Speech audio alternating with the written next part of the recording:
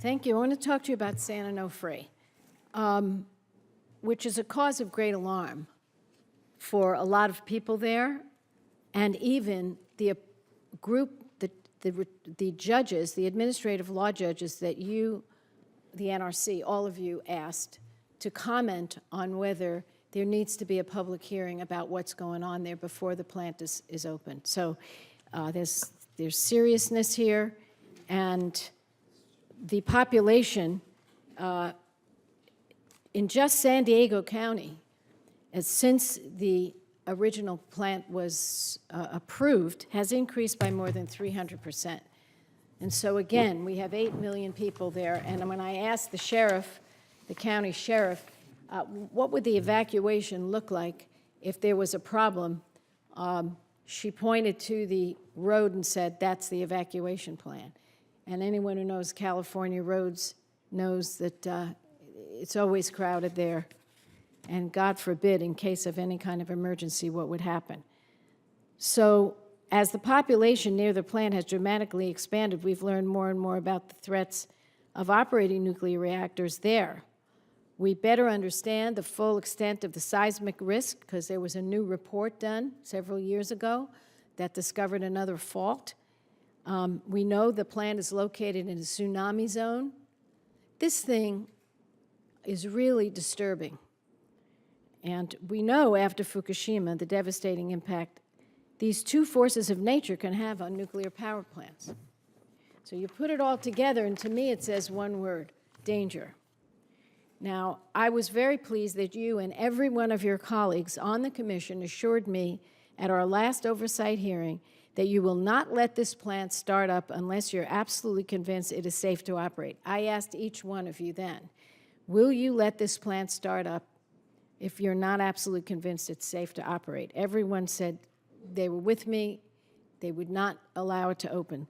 Now, in an October letter to me, you, quote, reaffirmed, this is your words, reaffirmed the Commission's commitment that the agency will not allow a restart at San Onofre until the investigation is completed and the facility is safe to operate. Now, I want all of the investigations to be completed before the plant is restarted. And it's very important that the Commission not backpedal on this. Southern California Edison, who runs this plant, wants to rush to restart. We have seen documents over the last several months that reveal that SoCal Edison is trying to get approval to restart without ensuring that the problems are fixed. They have actually asked to operate the plant before the investigation is completed at 70% of power. And they say something like this, I'm paraphrasing, we'll start it at 70% and we'll see what happens. We'll see how it goes. That's like saying, I think I fixed the damaged brakes on your car, but don't drive it over 40 miles per hour. Who would ever even get in the car? And as I said, 3 administrative law judges just recently on the Atomic Safety and Licensing Board, who were chosen by your commission and who are distinguished experts in nuclear safety, found Southern California's proposal to start up at 70% was, quote, an experiment, unquote. Well, maybe there are some people here who'd like to experiment on my people, but I'm not going to let it happen. Let's be clear. And this group, this Atomic Safety and Licensing Board, which is selected by the NRC, also ruled that the public should be provided with a meaningful hearing opportunity before the NRC makes a restart decision. So you know we have talked about this a lot. You know of my concern for the 8 million people who live within 50 miles of the plant. So do you agree that the NRC's Atomic Safety and Licensing Board ruled that the San Onofre restart plan should be considered a license amendment that gives the public an opportunity for a hearing? I'm not asking whether you agree with them. I'm asking, do you agree that they ruled that the restart plan should be considered a license amendment that gives the public an opportunity for a hearing? Yes, I agree. NRC's Office of Investigations is currently looking into whether SoCal Edison provided the Commission with complete and accurate information. Do you believe that the investigation should be completed by your Office of Investigations on this issue before any decision is made to restart? Senator, it's my personal belief that the technical staff should have all the conclusions from the Office of investigation available to them prior to any restart decision. And my understanding currently is that, based on what we know today, that these two, in the restart decision and the Office of investigation will conclude around the same time. Nonetheless, if the Office of investigation is not complete when the technical staff is ready to make a restart decision, the technical staff will, following their procedures, talk to the Office of investigation staff and ask, are there any significant safety issues that should affect our restart decision?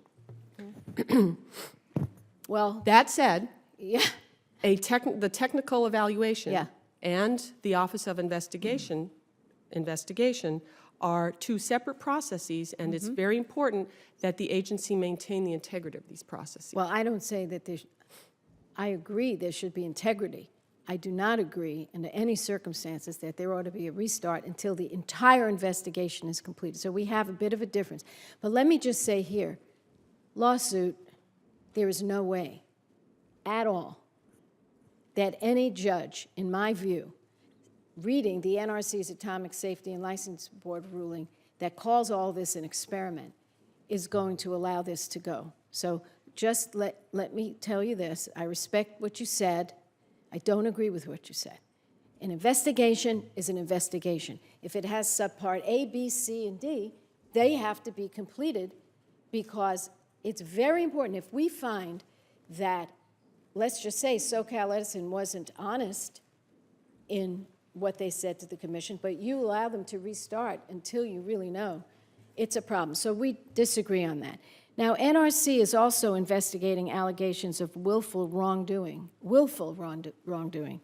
at San Onofre. Do you believe the results of investigations into potential criminal conduct are relevant to SoCal Edison's credibility to build and operate nuclear reactors? Again, I would, just as I have done, said yes, it is my personal belief that these investigations, in an ideal world, would be complete and be available to inform the technical staff's restart decision prior to that restart decision. Well, I just don't agree with what you're saying, because the bottom line is they have to finish this up. Not that they're relevant. It goes to the heart of letting this this outfit open up San Onofre. So let the record show I do not agree with you.